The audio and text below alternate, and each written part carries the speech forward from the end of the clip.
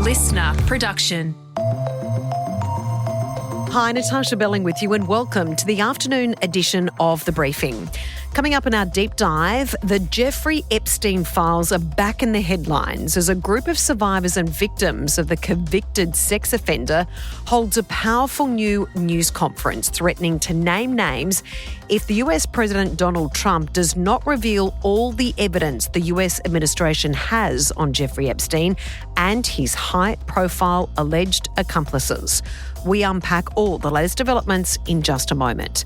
But first, let's check the afternoon headlines this Thursday, the 4th of September. Ben Roberts-Smith has lost his 7-year legal fight, with the High Court throwing out the Victoria Cross recipient's appeal against his defamation loss. He launched a defamation lawsuit against The Age and Sydney Morning Herald in 2018 over articles where they alleged he was a war criminal. In 2023, a federal court justice upheld the newspaper's truth defence. The appeal court today finding there was no error in the 2023 decision by Justice Anthony Besenko.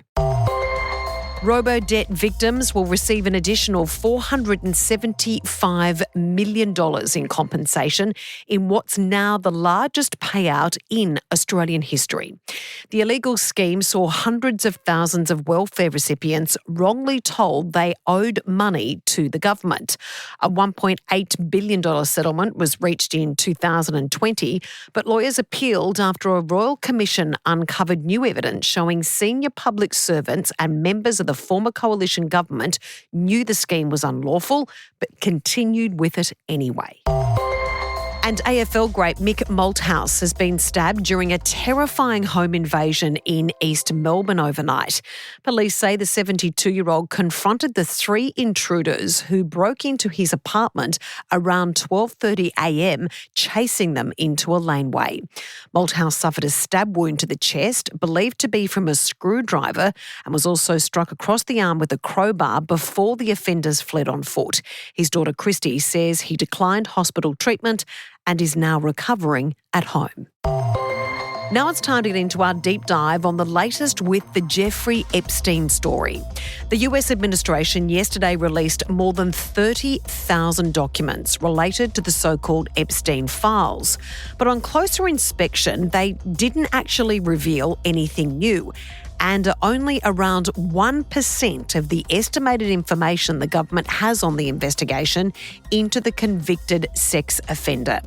Now pressure is reaching new levels as survivors, along with key US politicians, hold a special news conference threatening to name names if the US government does not publicly release all the evidence surrounding Epstein and the many high-profile people allegedly involved in his sex trafficking ring. Here is some of the conference from survivors and victims, including the family of the late Virginia Giuffre, who died by suicide earlier this year in WA. It's time for the truth to come out. There is strength in numbers, and we will do it together. For 30 years, I've fought not only sex traffickers, but a federal government that has enabled them. I am suing them for answers. Thank you to the survivors. It is an honor, a true privilege to stand with you, to support you, and to help keep Virginia's voice alive. I was systematically recruited, trafficked, groomed, and assaulted. Let's stop calling it an Epstein client list. Hey. And let's call it what it actually is. It's Epstein's sex buyer list. Several of us Epstein survivors have been discussing creating our own list of names. We know the names. History is watching, and so are the women who will come after us. President Donald Trump has claimed this latest move is, quote, a Democrat hoax.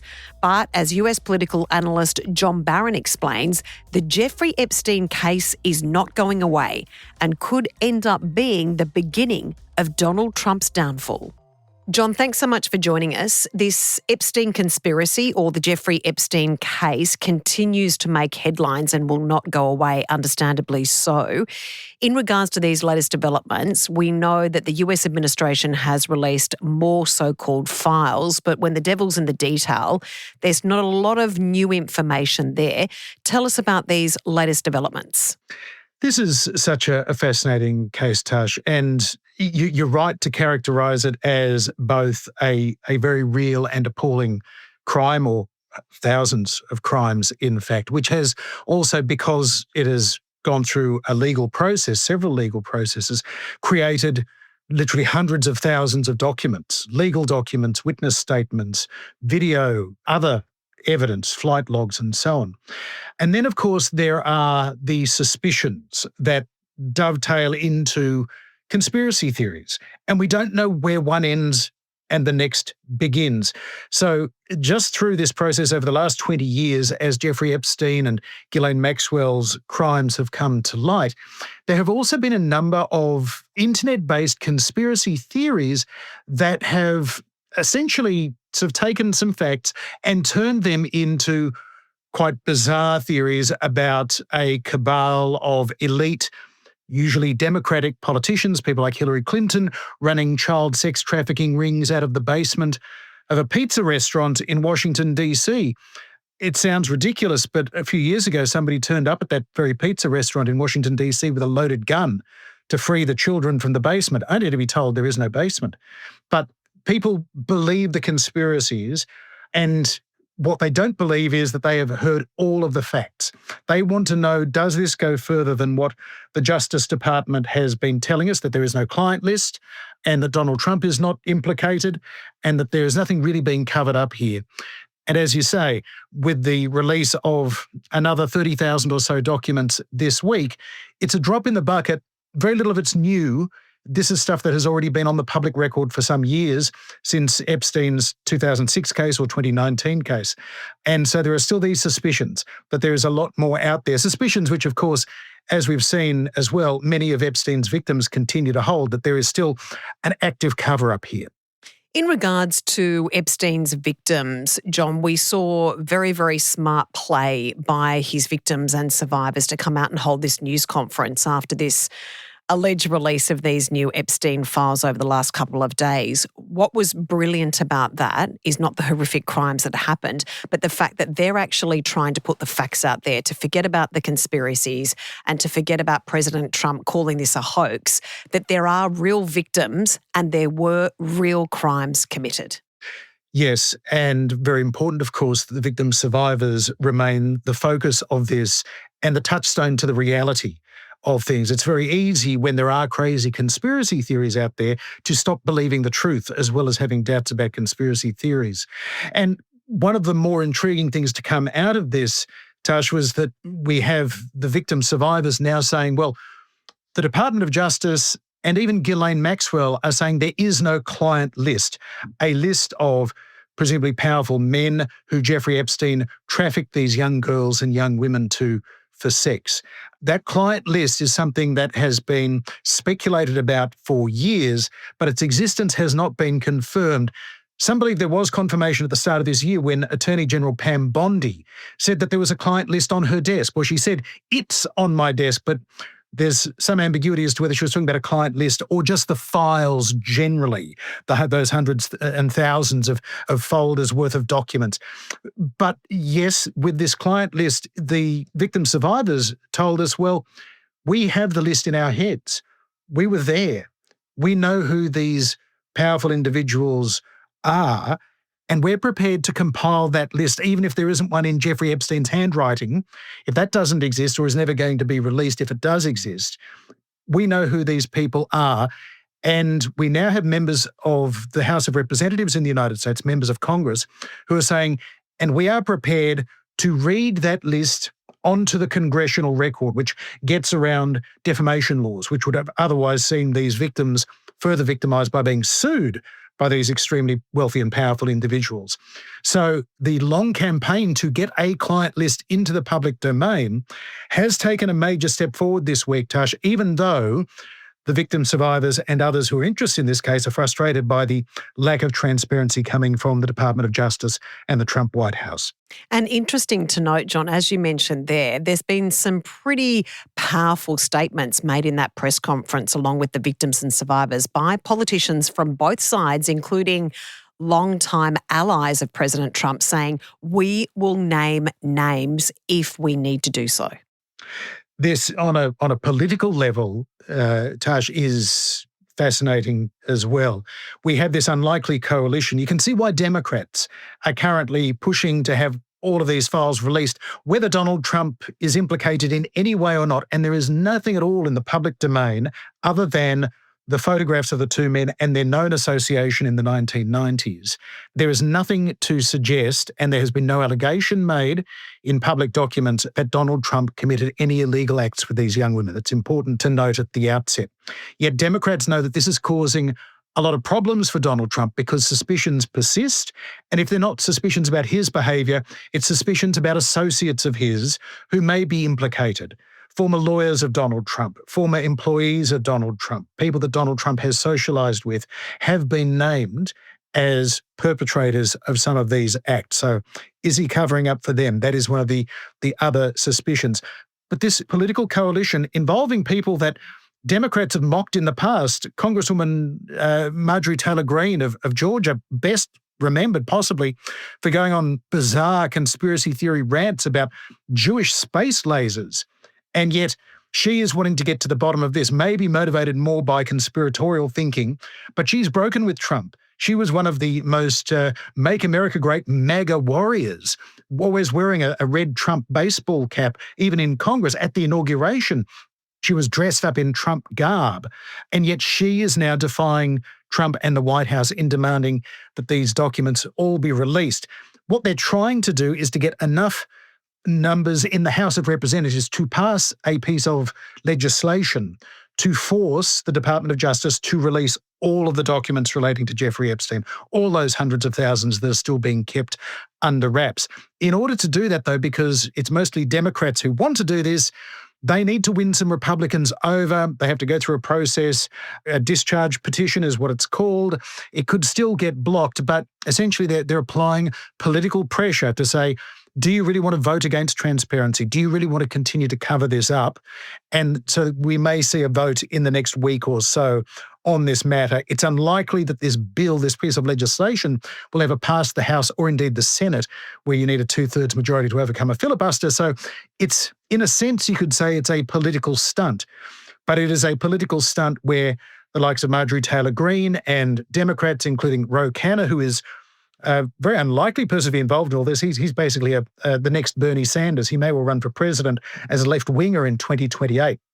So that Ro Khanna is teaming up with Lauren Boebert and Nancy Mace and others who are previously allies of Donald Trump is fascinating to see. And it does speak, Tash, to the trouble that this poses politically for Donald Trump, because it is many of his most fervent supporters who are saying, Mr. President, you must force the release of these documents. We need to see what is there. And playing into that, John, as we know, President Trump, part of his election platform was, I am going to release these files along with the JFK files with the assassination. He played into those great conspiracies.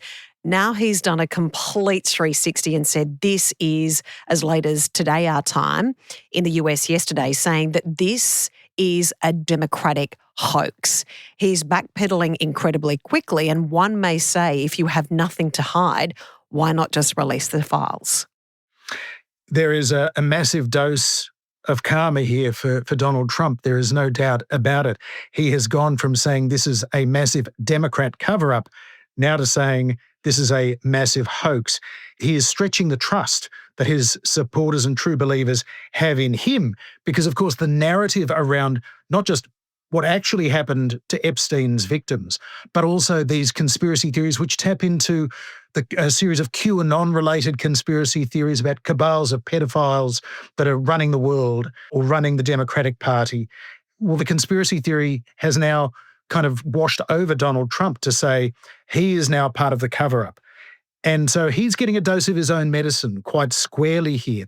And of course, as with so many conspiracy theories, Tash, it's impossible to prove something in the negative, to say that there is nothing there. We can say we've given you all the evidence we have, and some people will still say, you're covering up what you really know, what you really have.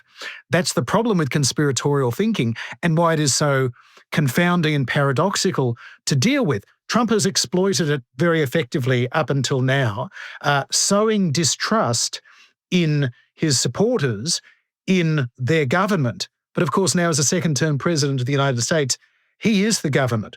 The deep state he talks about, the swamp he talks about, is him. And he has yet to find a way around this. And it's clearly frustrating him. It's become perhaps his kryptonite in a way that no other issue has. So many scandals over the last decade have not done the damage to Donald Trump that we thought they would.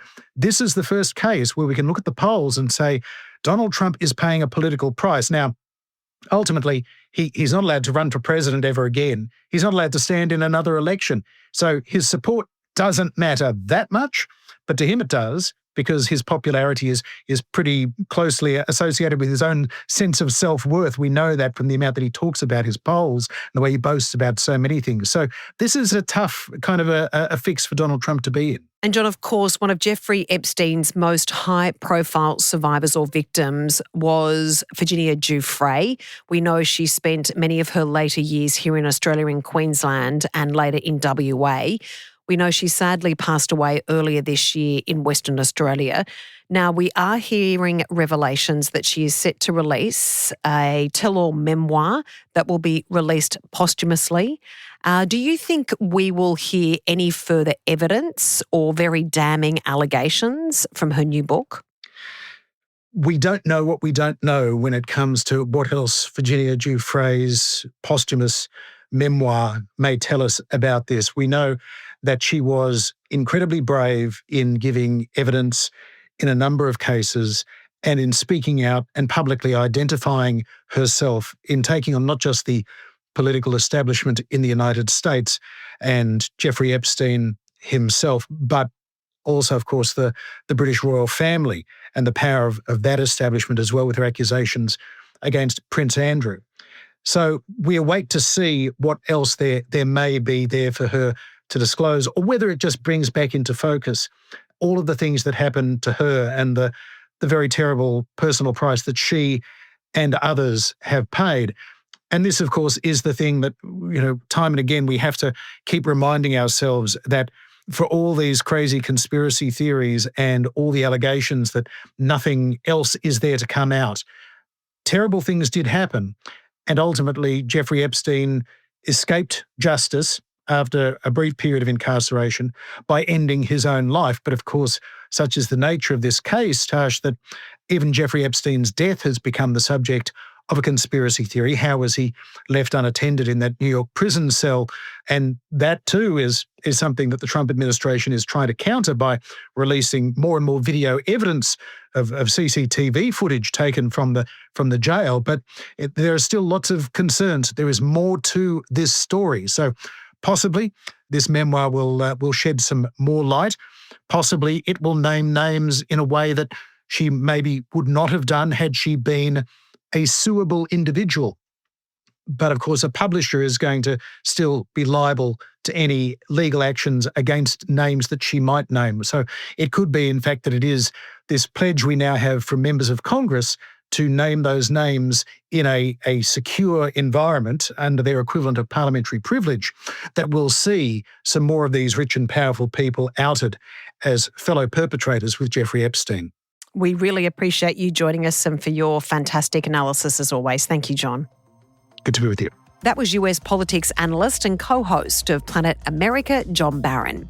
And that's it for this episode of the afternoon edition of The Briefing. We'd love you to subscribe or follow us on Instagram at The Briefing Podcast.